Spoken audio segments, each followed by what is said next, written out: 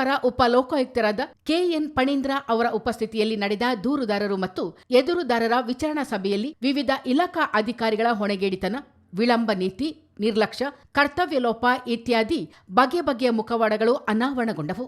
ಜಿಲ್ಲೆಗೆ ಸಂಬಂಧಿಸಿದಂತೆ ಸುಮಾರು 80 ದೂರುಗಳು ದಾಖಲಾಗಿದ್ದು, ಪ್ರತಿಯೊಂದನ್ನು ಅತ್ಯಂತ ಸಾವಧಾನ ಚಿತ್ತದಿಂದ ಉಪ ಲೋಕಾಯುಕ್ತರು ವಿಚಾರಣೆ ನಡೆಸಿದರು. ತಮ್ಮ ವ್ಯಾಪ್ತಿಗೆ ಬಾರದ ಕೆಲವು ಪ್ರಕರಣಗಳಲ್ಲಿ ದೂರುದಾರರಿಗೆ ಅಗತ್ಯ ಮಾರ್ಗದರ್ಶನ ಮಾಡಿದರು. ಕೆಲವೊಂದು ಪ್ರಕರಣಗಳನ್ನು ನ್ಯಾಯಾಲಯದಲ್ಲಿ ಇತ್ಯರ್ಥಪಡಿಸಿಕೊಳ್ಳುವಂತೆ ಸಲಹೆ ನೀಡಿದರು.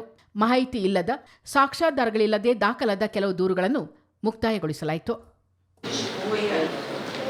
ನಮಗೆ ಬೋರ್ಡ್ ಮೂಲಕ ನಾವು ಈ ಜಾಗ ಸರ್ವೆ ಮಾಡಿದಾಗ ಬಿಟ್ಕೊಡ್ತೀನಿ ನಾವು ಬೇರೆ ಗಲಾಟೆ ಮತ್ತೆ ಕೊಟ್ಟಿದ್ದೀವಿ. ಅವ್ರ ಹೆಸರಲ್ಲಿ ಇಲ್ಲ, ಅದು ಸರ್ಕಾರ ಅಂತ ಇದೆ.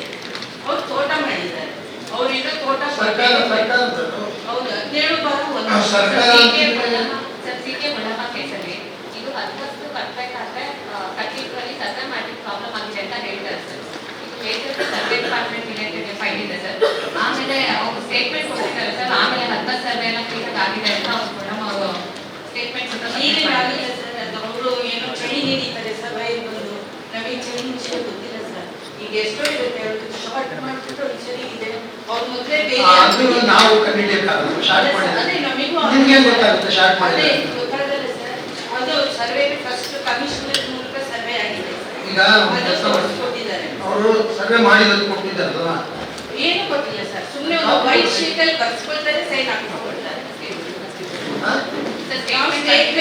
ಸ್ಕೆಚ್ ಮಾಡಿರೋದೇ ವೆರಿ ಸ್ಕೆಚ್ ಮಾತಾಡಿದ್ದೀವಿ ಎಲ್ಲಿದೆ radial? Who is that radial? ಕರೆಸ್ಬಿಟ್ಟು ಮಾತಾಡೋದಕ್ಕೆ ಏನು ಅಳತೆ ಕೊಟ್ಟ ಮೇಲೆ ಅಳತೆ ಮಾಡಬೇಕು, ಸ್ಕೆಚ್ ಮಾಡಬೇಕು, ಕೊಡಬೇಕು. ಹಳೆ ಅಳತೆನೇ ತೋರಿಸ್ತಿದ್ದಾರೆ ಸರ್. ಹಳೆ ಅಳತೆನೇ ತೋರಿಸ್ತಾರೆ, ಹಳೆ ಅಳತೆನೇ ಕರೆಕ್ಟ್ ಮಾಡ್ತಾರೆ. ಈ ಫೈಲ್ ಬಂದು ಸರ್ ತಹಸೀಲ್ದಾರ್ ಆಫೀಸಲ್ಲಿ ಇದೆ ಸರ್. ನಮ್ಮ ಆಫೀಸಿಂದ ಫಾರ್ವರ್ಡ್ ಆಗಿದೆ. ಮತ್ತೆ ಮಾತಾಡಬಾರ್ದು ಅಂತ ಹೇಳಿದ್ನ ಆಗಲೇ. ಇಲ್ಲ ನೀವು ಮಾತಾಡಬೇಕು, ಇಲ್ಲ ಅವ್ರು ಮಾತಾಡಬೇಕು, ನೀವು ಕೇಳ್ತಾರ. ನಮ್ಮ ಆಫೀಸಿಗೆ ಫಾರ್ವರ್ಡ್ ಆದ ತಕ್ಷಣ ಸರ್ ಏನು ಕ್ರಮ ಆಗಬೇಕು ಮಾಡಿಸಿ ಸರ್. ವ್ಯವಸ್ಥೆ ಜಾಸ್ತಿ ಎಷ್ಟು ದಿನ ಮಾಡಿದ್ದೇನೆ ನಮ್ಮ ಆಫೀಸ್ ಇರಲಿಲ್ಲ ಸರ್. ನೀವು ನೋಟಿಸ್ ಕೊಟ್ಟು ಎಷ್ಟು ದಿನ ಆಯ್ತಮ್ಮ? ಇದು ಆಕ್ಚುಲಿ ಕಂಪ್ಲೇಂಟ್ ಇದು ಕೊಟ್ಟಿದ್ದಾರೆ ಸರ್ ಸ್ಟೇಟ್ಮೆಂಟ್. ಸುಮ್ಮನೆ ರಿವ್ಯೂ ಮಾಡಿಲ್ಲ ಅಂತಂದ್ರೆ ಈ ಸ್ಟೇಟ್ಮೆಂಟ್ ಯಾರೋ ಹೋಗಿದಾರ ಸೈನ್ ಹಾಕ್ಸ್ಕೊಂಡು ಬಂದಿರ್ತಾರೆ. ಸಮಸ್ಯೆ ಪರಿಹಾರ ಆಗಿದೆಯಾ ಅಂತ ಪರಿಶೀಲನೆ ಮಾಡ್ಬೇಕು ನೀವು. ಅವರು ಕೊಟ್ಟಿದ್ದಾರೆ ನಮ್ಮ ಸಮಸ್ಯೆ ಪರಿಹಾರ ಆಗಿದೆ, ಅದು ಹಿಂಗಿಂದ ಬಂತು ಕೇಳಬೇಕಲ್ವಾ ಸಂಬಂಧಪಟ್ಟವರು. ಬಹುತೇಕ ದೂರುಗಳು ಕಂದಾಯ ಮತ್ತು ಭೂಮಾಪನ ಇಲಾಖೆಗಳಿಗೆ ಸಂಬಂಧಿಸಿದ್ದವು. ದೇವಮ್ಮ ಎಂಬರ ಜಾಗದ ಸಮಸ್ಯೆಯೊಂದರಲ್ಲಿ ಎದುರುದಾರರಾಗಿದ್ದ ಹಿಂದಿನ ತಹಶೀಲ್ದಾರ್ ಗೈರು ಹಾಜರಾಗಿದ್ದರು. ಆದರೆ ದೂರಿನ ಬಗ್ಗೆ ಕ್ರಮ ವಹಿಸದ ಈಗಿನ ತಹಶೀಲ್ದಾರ್ ವರ್ತನೆಯನ್ನು ಖಂಡಿಸಿದ ಉಪ ಲೋಕಾಯುಕ್ತರು, ನಮಗೇನು ಹುಚ್ಚೆ, ಶೀಘ್ರ ಪ್ರಕರಣವನ್ನು ಇತ್ಯರ್ಥಗೊಳಿಸಿ ಎಂದು ಆದೇಶಿಸಿದರು. ಈ ಸಮಸ್ಯೆಯ ವಿಚಾರಣೆಯನ್ನು ಸಿಇಒ ಅವರಿಗೆ ವಹಿಸಲಾಯಿತು. ಕುಂಡತ್ಕೊಲ್ಲಿ ಎಂಬಲ್ಲಿ ಬಡವರ ನಿವೇಶನಕ್ಕಾಗಿ ಜಾಗದ ಸರ್ವೆಗೆ ಕೋರಿದ್ದ ಅರ್ಜಿಯೊಂದನ್ನು ನಿರ್ಲಕ್ಷಿಸಿದ ಪೊನ್ನಂಪೇಟೆ ತಹಶೀಲ್ದಾರ್ ಹಾಗೂ ಸರ್ವೇಯರ್ ತರಾಟೆಗೆ ಒಳಗಾದರು. ಎಲ್ಲ ಗೊತ್ತಿದೆ, ಆದರೆ ಬುದ್ಧಿ ಮಾತ್ರ ಮೊಣಕಾಲ ಕೆಳಗೆ ಎಂದ ಉಪಲೋಕಾಯುಕ್ತರು ಅಧಿಕಾರಿಗಳ ನಿರ್ಲಕ್ಷ್ಯವನ್ನು ಖಂಡಿಸಿದರು. ಕಾಶಿ ಎಂಬರ ದೂರಿಗೆ ಸ್ಪಂದಿಸಿದ ಉಪಲೋಕಾಯುಕ್ತರು ಇದೇ ವರ್ತನೆ ಮುಂದುವರೆದರೆ ಕ್ರಮ ಕೈಗೊಳ್ಳುವುದಾಗಿ ಸರ್ವೇಯರ್ ಕುಚೇಲಾ ಎಂಬವರಿಗೆ ಎಚ್ಚರಿಕೆ ನೀಡಿದರು. ವಿರಾಜಪೇಟೆ ತಾಲೂಕು ಕಚೇರಿಗೆ 26 ವರ್ಷಗಳ ಹಿಂದೆ ನಂಜಪ್ಪ ಎಂಬವರು ಸಲ್ಲಿಸಿದ ದಾಖಲೆಗಳೇ ನಾಪತ್ತೆಯಾಗಿರುವ ಪ್ರಕರಣವೊಂದು ಸಭೆಯಲ್ಲಿ ಬೆಳಕಿಗೆ ಬಂತು. ಅಕ್ರಮ ಸಕ್ರಮಕ್ಕೆ ಸಂಬಂಧಿಸಿದ ಈ ದಾಖಲೆಗಳ ನಾಪತ್ತೆ ಬಗ್ಗೆ ದೂರುದಾರರಿಗೆ ಮಾಹಿತಿ ನೀಡದೆ ಸತಾಯಿಸಿದ ಅಧಿಕಾರಿಗಳ ಬೆವರಿಳಿಸಿದ ನ್ಯಾಯಮೂರ್ತಿಗಳು, ಇಲಾಖೆ ಜೀವಂತವಾಗಿದೆಯೇ, ಸತ್ತಿದೆಯೇ ಎಂಬ ಸಂಶಯ ಕಾಡುತ್ತಿದೆ ಎಂದರು. ಕೂಡಲೇ ನಾಪತ್ತೆಯಾಗಿರುವ ದಾಖಲೆಗಳನ್ನು ಮರುಸೃಷ್ಟಿ ಮಾಡಿ ದೂರುದಾರರಿಗೆ ನ್ಯಾಯ ಒದಗಿಸಲು ಸೂಚಿಸಲಾಯಿತು. ಈ ಪ್ರಕರಣದಲ್ಲಿ ಭೂಮಾಪನ ಅಧಿಕಾರಿಯನ್ನು ಪಾರ್ಟಿ ಮಾಡಿ ಜಿಲ್ಲಾಧಿಕಾರಿಗಳ ವಿಚಾರಣೆಗೆ ವಹಿಸಲಾಯಿತು. ಅವರಲ್ಲಿರ್ತಕ್ಕಂಥ ದಾಖಲಾತಿ ನೋಡಿ ಮಿಸಿಂಗ್ ಕಂಪ್ಲೇಂಟ್ ಒಂದು ಕಡೆ ಲಾಂಚ್ ಮಾಡಿಸ್ಕೊಳ್ಳೋದಲ್ಲ, ಮಿಸಿಂಗ್ ಆಗಿದೆ ಅಂತದ್ದು ಅವರಲ್ಲಿರ್ತಕ್ಕಂಥ ದಾಖಲಾತಿಗಳನ್ನು ಪಡ್ಕೊಂಡು ಡೆಪ್ಟಿ ಕಮಿಷನರ್ ಅಂತ ಪರ್ಮಿಷನ್ ತಗೊಂಡು ಯಾವ್ಯಾವ ದಾಖಲಾತಿಗಳು ಅದನ್ನ ಮರುಸೃಷ್ಟಿ ಮಾಡ್ಕೋಬೇಕು. ಮಾಡೋದಿಲ್ಲ, ನೀವು ಕಟ್ತಾ ಇಲ್ಲ. ಯಾರು ಜವಾಬ್ದಾರಿ ಕಟ್ತಾ ಹೋಗಕ್ಕೆ? ನಿಮ್ಮ ಡಿಪಾರ್ಟ್ಮೆಂಟ್ ಅವ್ರಿಗೆ ಅಂತ ಬಂದ ಕಟ್ತಾ ಇಲ್ಲ ಅಂದ್ರೆ ಕುಡಿನ ಆನ್ಸರ್ ಬಂದು ಅವ್ರು ಕೇಳ್ತಿರೋದ್ರಲ್ಲಿ ಅರ್ಥ ಇದೆ. ನಿಮ್ಮ ಡಿಪಾರ್ಟ್ಮೆಂಟ್ ಮಾಡಿರೋ ತಪ್ಪಿಲ್ಲ.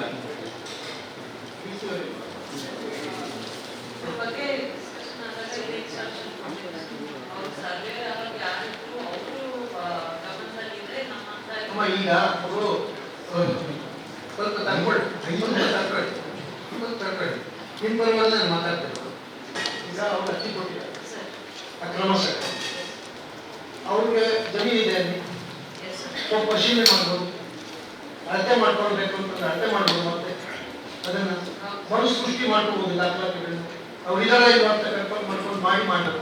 26 ವರ್ಷದಿಂದ ಹಿಂದೆ ಅವ್ರು ಅರ್ಜಿ ಕೊಟ್ರೆ ಇವತ್ತವರೆಗೂ ಮಾಡಿಲ್ಲ ಅಂತಂದ್ರೆ ಈ ಇಲಾಖೆ ಇದೆಯಾ ಸತ್ತಿದೆಯಾ ಅಂತ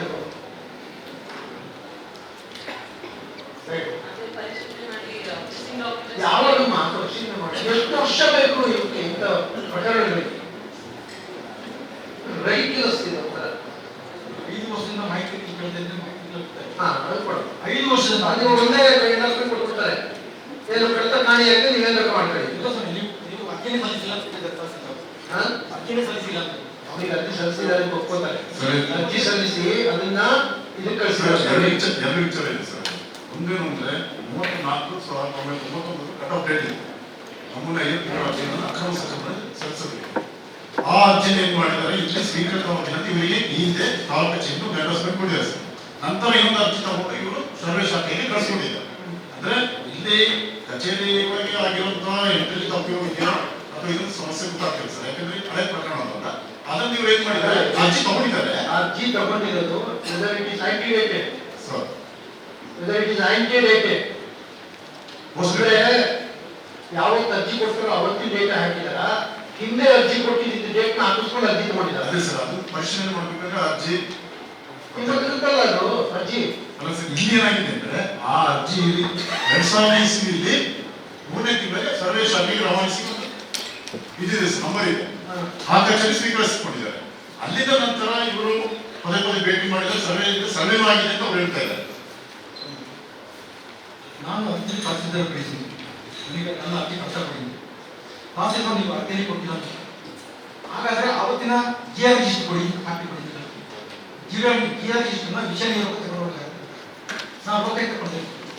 ಅವ್ರು ಹೇಳ್ತಾರೆ ಏನ್ರಿ ಕಚೇರಿ ಅಂತ GR ರಿಜಿಸ್ಟರ್ ಒಬ್ಬ ಸಿಬ್ಬಂದಿ ತಗೊಂಡು ಹೋಗ್ತಾರೆ, ಏನಂತ ಕಂಪ್ಲೇಂಟ್ ಮಾಡಿದ್ದಾರೆ. ಕಂಪ್ಲೇಂಟ್ ಆದ್ಮೇಲೆ ನಿಮಗೆ ಅವ್ರು ಕೊಡ್ತಾರೆ. ಈಗ ಒಂದು ಕೆಲಸ ಮಾಡಿದ್ದು, we will give direction to the Deputy Commissioner to inquire into this matter and take appropriate action in accordance with the immediate. ಅದನ್ನ ಡೈರೆಕ್ಷನ್ಸ್ ಕೊಡ್ತೀವಿ. ಕೇಸ್ ಮುಕ್ತಾಯ ಮಾಡೋದು ಹಂಗೆ ಇಟ್ಕೊಡ್ತೀವಿ. ಅವ್ರದೆಲ್ಲ ರಿಪೋರ್ಟ್ ಬರ್ತದೆ. ದೂರದಾರರು ಹಾಜರಿದ್ದಾರೆ, ಎದುರುದಾರರು ಹಾಜರಿದ್ದಾರೆ. ADLR ಇರಲಿ, ಅವ್ರು ADLR ಪಾರ್ಟಿ ಮಾಡ್ತೀವಿ. ಮದನ್ ಎಂಬುವರು 2 ದೂರುಗಳನ್ನು ದಾಖಲಿಸಿದ್ದರು. ವಿರಾಜಪೇಟೆ ಪಟ್ಟಣ ಪಂಚಾಯಿತಿ ಮುಖ್ಯಾಧಿಕಾರಿಗಳು ರಾಜಕಾಲುವೆ ಸರ್ವೆಯಲ್ಲಿ ನಿರ್ಲಕ್ಷ್ಯ ವಹಿಸಿ ತಮಗೆ ಬೇಕಾದವರಿಗೆ ಅನುಕೂಲ ಮಾಡಿಕೊಟ್ಟಿದ್ದಾರೆ ಎಂದು ಮದನ್ ದೂರಿದರು. ಕಾಲುವೆಯ ಬಫರ್ ಝೋನ್ ನಿರ್ಧಾರವಾಗದೆ ಸರ್ವೆ ಮಾಡಿಲ್ಲ ಎಂಬ ಮುಖ್ಯಾಧಿಕಾರಿಯ ಉತ್ತರಕ್ಕೆ ಕಿಡಿಕಾರಿದ ಉಪಲೋಕಾಯುಕ್ತರು ಬಫರ್ ಝೋನ್ ಆಮೇಲೆ ನಿರ್ಧರಿಸಿ ಮೊದಲು ಸರ್ವೆ ಮಾಡಿ ಎಂದು ಆದೇಶಿಸಿ 3 ತಿಂಗಳ ಗಡುವು ನೀಡಿದ್ದರು. ಇನ್ಯಾರಿಗೂ ಸಹಾಯ ಮಾಡಲಿಕ್ಕೆ ಹೋಗಬೇಡಿ, ತಗ್ಲಾಕೊಳ್ತೀರಾ ಎಂಬ ಎಚ್ಚರಿಕೆಯನ್ನು ನೀಡಿದರು. 8 ಗ್ರಾಮ ವ್ಯಾಪ್ತಿಯಲ್ಲಿ ಕಾವೇರಿ ನದಿಯ ಬಫರ್ ಝೋನ್ ನಿರ್ಧರಿಸದ ಭೂಮಾಪನ ಇಲಾಖೆಗೆ 4 ತಿಂಗಳ ಗಡುವು ನೀಡಲಾಯಿತು. ಕೃಷಿ ಇಲಾಖೆಯು ರೂಪೇಶ್ ಎಂಬ ಫಲಾನುಭವಿಗೆ ಟ್ರ್ಯಾಕ್ಟರ್ ಸೌಲಭ್ಯ ನೀಡದೆ ಮತ್ತೊಬ್ಬರಿಗೆ ನೀಡಿ ಜ್ಯೇಷ್ಠತೆಯ ನಿಯಮವನ್ನು ಉಲ್ಲಂಘಿಸಿದ ಕ್ರಮವನ್ನು ಉಪಲೋಕಾಯುಕ್ತರು ಖಂಡಿಸಿದ್ದರು. ಈ ಬಗ್ಗೆ ಸೂಕ್ತ ತನಿಖೆ ನಡೆಸುವಂತೆ ಮತ್ತು ಅಧಿಕಾರಿಗಳ ಮೇಲೆ ಒತ್ತಡ ಹೇರಿ ಸೌಲಭ್ಯ ಕೊಡಿಸುವಂತೆ ಸಲಹೆ ನೀಡಿದರು. ವಾಟ್ಸಪ್ ಇದೆ, ಮೆಸೇಜಸ್ ಇದೆ, ಅವ್ರಿಗೆ ವಾಟ್ಸಪ್ ಮೆಸೇಜ್, ವಾಟ್ಸಪ್ ನಲ್ಲಿ ಇಂಟಿಮೇಷನ್, ನೋ ಫೋನ್ ಮಾಡಿ.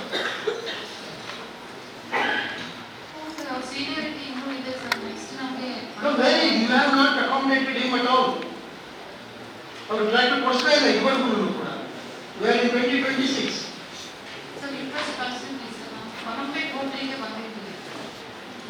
I will have to take action. Sir, ಇದರಲ್ಲಿ ಇವರು ಹೇಳ್ತಾರಂತೆ ಇವತ್ತು ಅಪ್ಲಿಕೇಶನ್ ಕಳಿಸಿ ಬಸಂತ್ ಕುಮಾರ್ ಅವರು ಅಂತ, ಅದು ಕಾಲ್ ರೆಕಾರ್ಡಿಂಗ್ ನಾನು ಅಂತೀನಿ. ಈಗ ನೋಡಿ, ಅವರೇ ನಿಮ್ಮದೇ ಜ್ಯೇಷ್ಠತೆ ಇದೆ ಅಂತ ಒಪ್ಪೋದು. ಅವರು 2ನೇ ತಿಂಗಳು ನೀವು 1ನೇ ತಿಂಗಳಲ್ಲೇ ಕೊಟ್ಟಿದ್ದೀರಿ. ನಿಮಗೆ ಕೊಡಬೇಕಾಗಿತ್ತು ಟ್ರ್ಯಾಕ್ಟರ್, ನಿಮ್ಗೆ ಇಂಟಿಮೇಷನ್ ಪ್ರಾಪರ್ ಮಾಡಿ. ನಾವು will take action. Submission sir. Sir, ಅದಾದ ನಂತರ ನಾವು ಯಾವುದೇ ಥರದ್ದು ರೀಟ್ಯಾಕ್ಟ್ ಕೊಟ್ಟಿಲ್ಲ ಸರ್. ಈಗ ತಕ್ಷಣ ಬಂದರೆ ಅವ್ರಿಗೆ ಮುಂಚಿತವನ್ನು ಕೊಡ್ಕೊಂಡು ಪತ್ರ ಕೂಡ ಕೊಡ್ತಿರೋ ಬಿಡ್ತಿರೋ ನಾನೇನು ಮಾಡಿದ್ದೀನಿ ಕಟ್ಕೊಂಡು, ನಾನೇನು ಮಾಡಿದ್ದೀನಿ ಕಟ್ಕೊಂಡು ಕೊಡುವ ಕೊಡಲಿಲ್ಲ. ಇವಾಗ ನಾವು ನೋಟಿಸ್ ಕೊಟ್ಟು ಎಲ್ಲ ಕಟ್ಮೇಲೆ ಕೊಡ್ತೀವಿ ಸರ್. ಇಷ್ಟೊತ್ತಿಗೆ ಕೊಟ್ಬಿಟ್ಟು ಬಂದು ನಮ್ಗೆ ರಿಪೋರ್ಟ್ ಮಾಡಬೇಕಾಗಿತ್ತು. ಒಂದು ತಿಂಗಳ ಮುಂಚೆನೇ ನಾನು ನೋಟಿಸ್ ಕಳಿಸ್ತೀನಿ ಎಲ್ಲ.